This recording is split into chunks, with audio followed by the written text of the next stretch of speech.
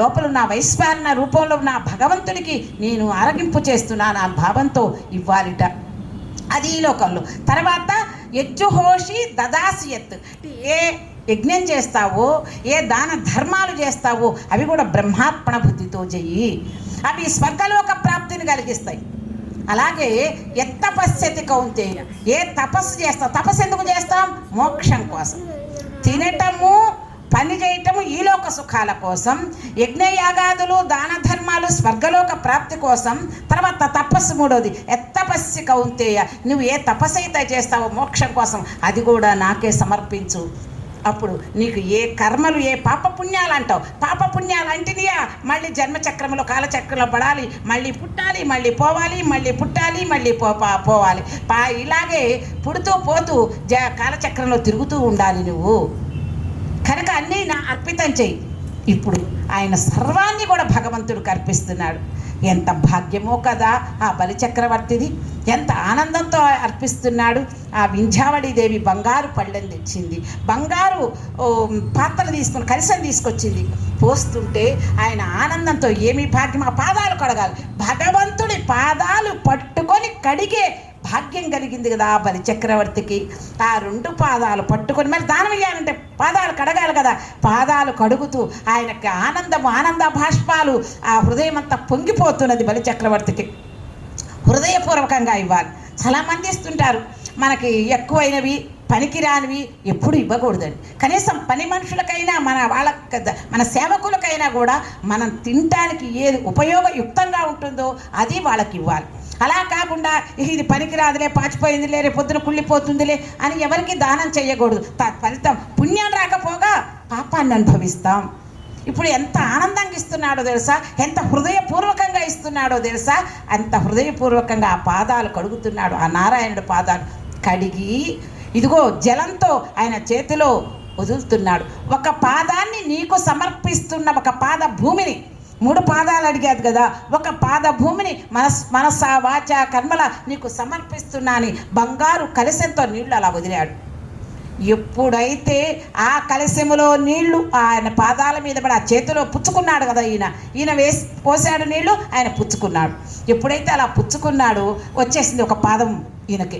వెంటనే ఆయన పాదం, ఆ చిన్నారి పాదం, 8 ఏళ్ల బాలుడి పాదం ఎంత చిన్నగా ఉంటుంది అని వెంటనే ఎంత తక్షణమే అన్నమాట భూమి మొత్తాన్ని, సప్తద్వీపావసుందర ఎంత భూమి ఉందో, ఈ భూమండలంలో ఎంత భూమి ఉందో మొత్తాన్ని కొలిచేశాడు. చుట్టూ ఎన్ని దిక్కులు ఉన్నాయో అన్ని దిక్కులకి మొత్తం పాదం వ్యాప్తి చెందింది. విష్ణు అంటే విశల్ గత అనే ధాతువుని బట్టి వ్యాపక రూపుడు, వ్యాపనశీలి అంటారు. ఆయన వ్యాపిస్తుంది కాబట్టి ఆ పాదం అంతా వ్యాపించేసింది భూలోకంలో. అందరూ చూస్తున్నారు. వెంటనే మళ్ళా 2వ పాదానికి కాళ్ళు కడగాలి కదా, మళ్ళీ ఆయన సంతోషంతో ఇంత వ్యాపించిందని అనుకోవాలా. మళ్ళీ నీళ్లు తీసుకొని మళ్ళీ ఇంకొక అడుగు నీకు సమర్పిస్తున్నాను అన్నట్ట. 2వ అడుగు, ఎందుకంటే తనదైతే ఇవ్వాలి, మరి పైలోకాలు కూడా తనమే కదా. దేవేంద్ర లోకంలో కూడా ఇప్పుడు తన అధీనంలో ఉంది. దేవేంద్ర లోకానికి కూడా అధిపతి బలిచక్రవర్తి కదా. ఇందుకు ఆ లోకాన్ని కూడా నీకు ఆ 2వ పాదాన్ని సమర్పిస్తున్నాను, నీకు దానమిస్తున్నానని మంత్రోక్తంగా మంత్రాన్ని ఉచ్చరిస్తూ ఆ పాదాల మీద చేతిలో ఆ నీళ్లు వదిలాడు. వెంటనే ఎక్కడికి వెళ్ళిపోయిందండి ఆ పాదము? ఈ లోకాలు పైన ఉన్నాయి కదా, కింద అతల విత్తల సుత్తల తలాతల రసాతల మహాతల పాతాళాది లోకాలు కింద ఉన్నాయి. భూలోక, భువల్లోక, సువల్లోక, మహల్లోక, జనోలోక, తపోలోక, సత్యలోకాలు పైన ఉన్నాయి. వెంటనే సత్యలోకానికి పాకిందిట ఆ పాదము. ఇవన్నీ దాటుకుంటూ ఛేదించుకుంటూ ఒక్కసారి సత్యలోకం వెళ్ళిపోయిందిట ఆ లోకం. ఓంగి ఉడగలంద ఉత్తమన్ పేర్పాడి, ఈ లోకాలన్నీ చీల్చుకొని, బ్రహ్మాండాన్ని చీల్చుకొని పైకి వెళ్ళిపోయిందిట ఆ పాదం. ఇంత పిల్లవాడు ఎంత అయినాడు, ఒక్క నిమిషంలో అట్లా పెరుగుతారండి. ఇంత పిల్లవాడు ఇంతై ఒటుడు ఇంతై మరియు తానంతై నభో వీధి పైనంతై తోయిద మండలాగ్రమున కల్లంతై ప్రభారాశి పైనంతై చంద్రుని కల్లంతై ధ్రువుని పైనంతై మహర్వాటి పైనంతై సత్య పదోన్నతుడగుచు బ్రహ్మాండాంత సంవర్తి అయి ఒక లోకం అన్ని లోకాలు దాటుకుంటూ చంద్రలోకం ధ్రువలోకం చివరికి మహర్వాటిపై దాటి సత్యపదోన్నతుడు సత్యలోకం బ్రహ్మలోకాన్ని సత్యలోకం అంటారు. సత్యలోకాన్ని దాటి వెళ్ళిందిట ఆ పాదం. బ్రహ్మాండాంత సంవర్తి బ్రహ్మాండాలన్నీ కొలిచేసేసాడు. అండపిండ బ్రహ్మాండాలన్నీ 7 14 భువన భాండాలన్నీ కూడా కొలిచినట్టు కొలిచేసిందిట ఆ పాదం. ఎప్పుడైతే ఆ పాదము బ్రహ్మలోకంలోకి వెళ్ళిందో ఆ బ్రహ్మ ఆనందంతో ఆ పాదాన్ని కడిగాట. అందుకే మన అన్నమాచార్యుడు వారు బ్రహ్మ కడిగిన పాదము అనేటువంటి పాట పాడతాడు, బ్రహ్మము తానిని పాదము అని. ఆ బ్రహ్మదేవుడు కూడా ఎట్లా వచ్చిందంటే ఈ ధారతో ఆ ధార కలిసిందిట. ఈయన కాళ్ళు కడగటానికి ధార పోసాడు చూడు, అంత స్పీడ్గా వెళ్ళిపోయిందిట ఆ పాదము. త్రివిక్రమావతారం అంటాడు. వామనుడుగా వచ్చాడు, త్రివిక్రముడైనాడు. పెద్ద రూపం అన్నమాట. ఆ రూపాన్ని దాల్చాడు భగవంతుడు. ఆయన ఏ రూపాన్నైనా దాలుస్తాడు. ఇప్పుడు మనం చాలా రూపాల గురించి ఆయన అవతారాల గురించి చెప్పుకున్నాం. ఏ అవతారాలు చెప్పుకున్నాం గుర్తుంది కదా, ఉందా? అనేక అవతారాలు. నృసింహావతారం చెప్పుకున్నాం, కూర్మావతారం చెప్పుకున్నాం, మొట్టమొదట వరాహ అవతారాన్ని చెప్పుకున్నాం. ఇన్ని అవతారాలు, ఏ అవతారం ఎత్తినా ఆయన ఒక అద్భుతం, ఒక మంచి సంరక్షణ కోసం, సాధు పరిరక్షణ కోసం ఆయన వస్తాడు. బలిచక్రవర్తిని అయ్యో ఇక ఆ పాదం అంతా కొలిచిన తర్వాత మళ్ళీ యథారూపానికి వచ్చాట వామనుడు. వచ్చిన తర్వాత వచ్చేయమన్నాడు తెలుసా, అలా చూస్తూ నిలబడిపోయినాడు బలిచక్రవర్తి. అందరూ చూస్తున్నారు, ఎవ్వరికి అర్థం కాల ఆ మాయ. చూస్తుంటే విష్ణువు ముందే అంటున్నాడు. ఆయన మనిషిని ఎంత శోధిస్తాడంటే భగవంతుడు, అంతర పైనుంచి అన్నమాట, రండి కూర్చోండి, మీకోసమే ఎదురు చూస్తున్నాం. పెదాల నుంచి వచ్చిందా, కంఠం నుంచి వచ్చిందా, హృదయంలో నుంచి వచ్చిందా, గర్భంలోంచి పూర్తిగా మనస్ఫూర్తిగా వచ్చిందా, ఏ రకంగా వచ్చింది? చివరి క్షణం దాకా తన భక్తుని శోధిస్తాడు భగవంతుడు. చూస్తున్నాడు. ఇప్పుడు మనం ఒక స్తంభము ఏదో పందిరేయటానికి స్తంభాన్ని వేస్తాం, స్థూల నిఖనన న్యాయం అంటారు. వేసేటప్పుడు కొంచెం గాతంతో గడ్డపారతో గుంట తీస్తాం, అది స్తంభాన్ని పాతాం, పాతి కొన్ని రాళ్ళు వేసి చుట్టూ కొడతాం, కొట్టి మళ్ళీ ఇలా పట్టుకొని ఊపుతాం. ఏంటంటే గట్టిగా ఉందా, మళ్ళీ కొంచెం లూజ్గా ఉందా, మళ్ళీ కాస్త మట్టేసి మళ్ళీ రాళ్ళేసి మళ్ళీ కొట్టి మళ్ళీ చూస్తాం. దాన్ని స్థూల నిఖనన న్యాయం అంటారు. భగవంతుడు కూడా మన మనసు ఊగిసలాడుతుందా, గట్టిగా ఉందా, నిలబడగలడా, నా పరీక్షకి అని చూస్తాడు. ఇప్పుడు అంటున్నట్ట, ఏమోయ్ నువ్వేమన్నావు, 3 అడుగుల దానం ఇస్తానని. 3 అడుగులే నేను అడిగా, 3 అడుగులే అడిగా, కానీ నువ్వు 2 అడుగులే ఇచ్చేసావు. 2 అడుగులతో మొత్తం అయిపోయింది, ఇక నీకు ఎక్కడ స్థానం లేదు. మరి నా 3వ అడుగు, మరి ఆ అడుగు ఇవ్వాలి కదా. నువ్వు ఇస్తానన్న దానం ఇస్తానన్న తర్వాత ఇయ్యకపోతే, మాట తప్పితే అధర్మపరుడు అవుతావు. మాట తప్పిన వాళ్ళకి ఏ శిక్ష తెలుసా? నరకలోక ప్రాప్తి. నీకు మాట తప్పుతున్నావు కనుక నీకు నరకలోక ప్రాప్తి. కాబట్టి వరుణదేవా ఇట్రా అన్నట్ట. అనేటప్పటికీ స్వామి నేను మాట తప్పను, నేను అధర్మపరుణ్ణి కాదు, నా వంశంలో ఎవరు అధర్మపరులు కాదు. నేను ఇప్పుడు 2 అడుగులు అయిపోయింది, 3వ అడుగు ఇక ఉన్నది నేను ఒక్కడే మిగిలిన్నా. నా శిరస్సు మీద పెట్టు, నన్ను నీ పాదంతో నా శిరస్సును పవిత్రం చేయి. ఆయన పాదం పెడితే ఏమవుతాం మనం? పవిత్రులమవుతాం కదా. నీ పాదం నా శిరస్సు మీద ఊహించని తల వంచుకున్నట్ట. మాట నేను తప్పలేదని తల వంచుకుంటే అప్పుడు చతుర్ముఖ బ్రహ్మ అక్కడ నిలబడి చూస్తున్నట్ట. చూస్తుంటే ఏమన్నాడు తెలుసా? వరుణదేవా ఆయన మాట తప్పేటట్లున్నాడు, ఈయన తల మీద పెట్టక ముందు అంటున్నాడు అనమాట. మాట తప్పేటట్టున్నాడు, బంధించండి ఈయన్ని, వరుణాస్త్రంతో బంధించమని చెప్పాట. వరుణాస్త్రం వచ్చి చుట్టూ బిగుసుకుపోయింది. అప్పుడు పైలోకం నుంచి వాళ్ళ తాతగారైనటువంటి ప్రహ్లాదుడు వచ్చి ఎదురుగా నిలబడి ఆయన సత్యసంధతకి ప్రహ్లాదుడు ఆనందంతో ఉండి అట్లా నిలబడేటప్పటికి తాతగారు గొప్పవాడు భక్తుడు వచ్చాడని ఇప్పుడు కదలటానికి లేదు, తాడుతో బంధించినట్లు కళ్ళకు కనపడవండి, తాడు కాదు కట్టడం, అస్త్రం కదా. అస్త్రం ఎటో కదలనీయకుండా ఇలా ఆయన్ని బిగించి పారేసింది. ఎవరిని? బలిచక్రవర్తిని. ఆయన తలతోటి నమస్కరించారట ప్రహ్లాదుడికి, వాళ్ళ తాతగారికి. నమస్కరిస్తే బ్రహ్మదేవుడికే, చతుర్ముఖ బ్రహ్మకే మనసు చాలా కష్టం అనిపించిందిట. అప్పుడు ఎదురు తిరుగుతాట దేవదేవుడికి, నారాయణ ఇది నీకు ధర్మమా? నువ్వు సాక్షాత్ ధర్మప్రభువే, ధర్మమూర్తివే, మరి నీవు ఈ బలిచక్రవర్తి ఎంత గొప్పవాడో తెలుసా? తన ఐశ్వర్యాన్ని సమస్తాన్ని నీకు ధారపోసాడు కదా, అలాంటి దాన కర్ణుణ్ణి ఇంకా పరీక్షించటం తగదా? ఆయనకు వరుణాస్త్రంతో బంధించావే, ఆ బంధన దుఃఖాన్ని, బంధన బాధ కదా, బంధిస్తే గట్టిగా బీచి పారేస్తున్నది కదా, ఆ బంధన బాధని నేను చూడలేకపోతున్నా. ఇది తగదు. మళ్ళీ ఆయనకి ఎవరైనా భగవంతుడికి ఎదురు చెప్పగలరా?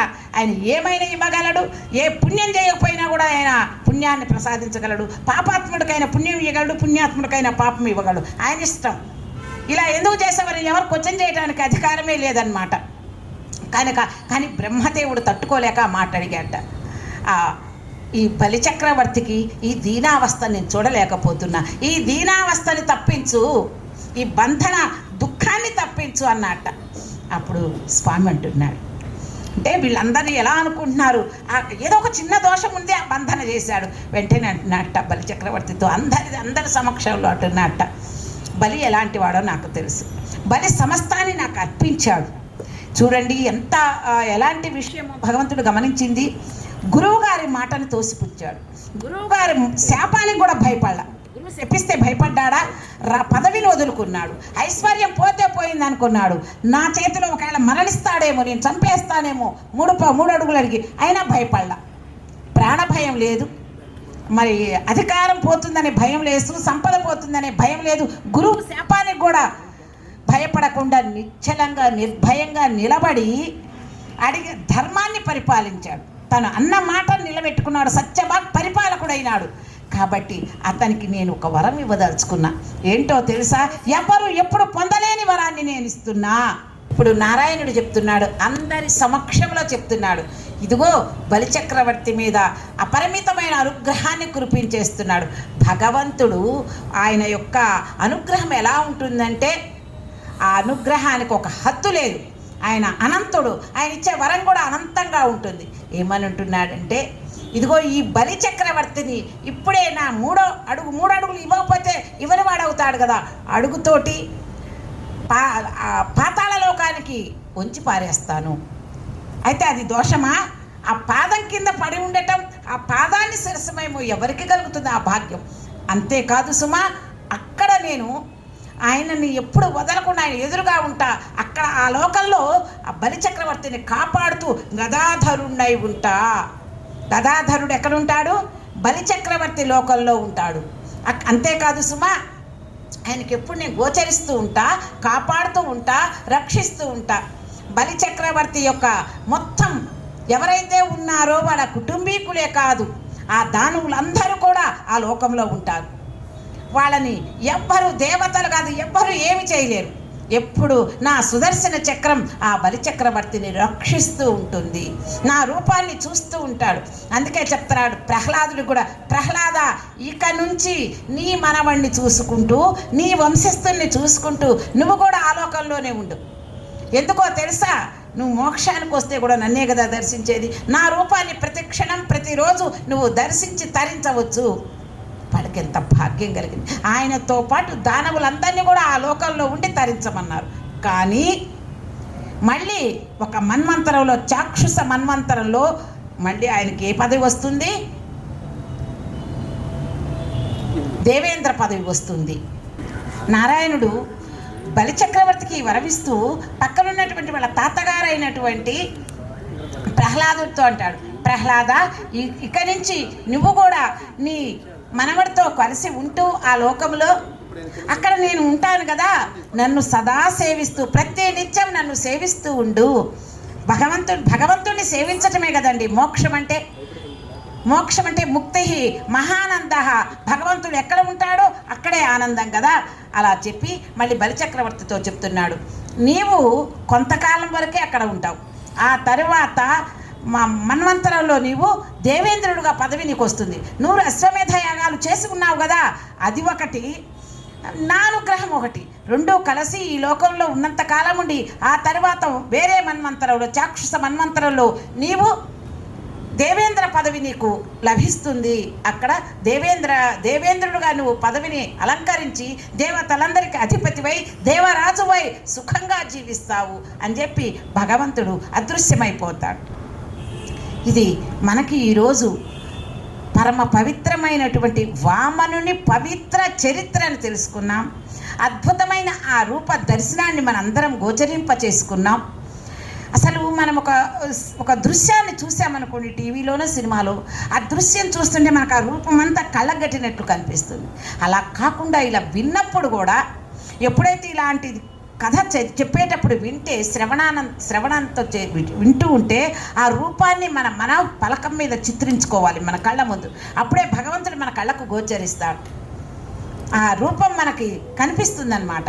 అదే మనకి మోక్షం, అదే ఆనందం. భగవద్ రూప దర్శనము ఈ రూపంగా మనం చేసుకున్నాము. ఈరోజు పరమ పవిత్రమైన వామనావతారాన్ని దర్శించుకున్నాం. అయితే పెద్దలు ఒక విషయం చెప్తారండి.